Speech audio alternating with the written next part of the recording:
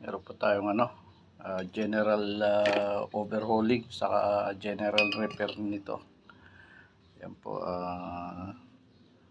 pumutok po yung fuse niya dahil po sobrang dumi, nanikit to. Itong stator niya nanikit, kaya ito po nilinis na po natin. Nagkaroon po ng mga buo-buong mga particles. Yan. Yan po, nilinis na natin. Bali, ito na lang po ang natin, papalitan po natin siya ng thermal fuse. Yan. Pumutok po yung thermal fuse niya eh. Yan po, hindi po pwedeng i-disable po yan kasi importante po to. Yan, ito po ang protection niya.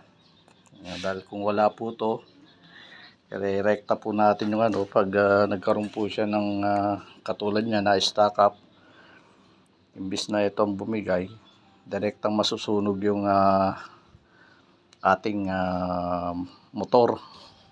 So pag nasunog po yan, delikado po, baka po masunog din yung natin, hindi bumigay yung ating circuit breaker ng bahay.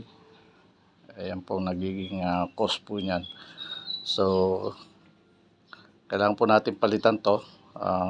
Hanapan po natin, bibilihan mo. Kung wala akong makuha dyan, bibilihan ko po.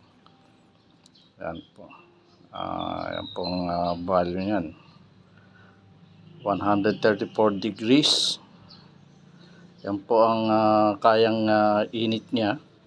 So pag lumagpas po sa init ng naka-indicate dito sa kanyang thermal fuse, bibigay na po siya. So i-disable niya na po yung kuryente pumapasok sa ventilador para hindi masunog yung motor. Yan po yung winding. Ito po, makikita nyo ang winding po nito, marami pa pong dumi.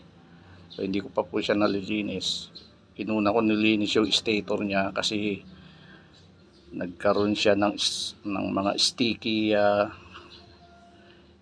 sa substance. So siguro, kung hindi ko alam kung ano yung mga dumikit na yun siguro nag-cause kaya na-stack up tong ating ventilador.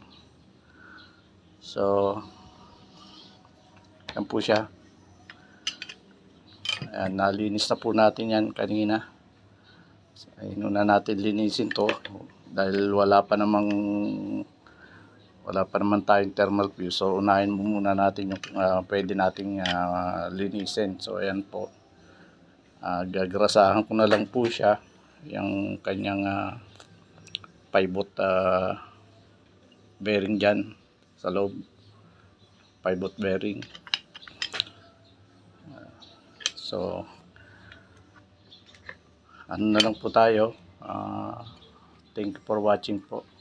Pakita ko na lang po sa inyo pag nakabili na ako ng thermal fuse o nakahanap. Salamat po sa panunod.